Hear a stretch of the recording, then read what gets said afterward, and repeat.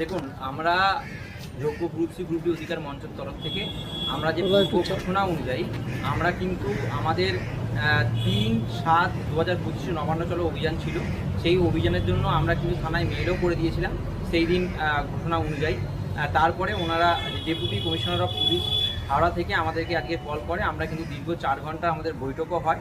ওনারা বলেন যেহেতু একটা ধর্মীয় অনুষ্ঠান আছে এবং ধর্মীয় অনুষ্ঠানটা 7 তারিখ হলেও 6 তারিখ হলেও ওনাদের কিন্তু কার্যকলাপ শুরু হয়ে যায় 3 তারিখ থেকে। 3 তারিখ থেকে ওনাদের মাটি তোলা থেকে শুরু করে এবং বিভিন্ন কাজকর্ম চলে এবং সেই কাজগুলো চলার জন্য যেহেতু এটা কনজেস্টেড এরিয়া তো এবং এখানে যেহেতু নবান্নর মতন একটা হাই সিকিউরিটি জোনের এরিয়া তো সেখানে গ্যাদারিংটা প্রোহিবিশন আছে।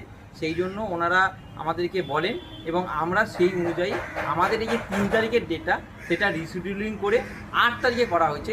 তার জন্য আমরা দুঃখিত এবং আপনাদের কাছে ক্ষমা প্রার্থী।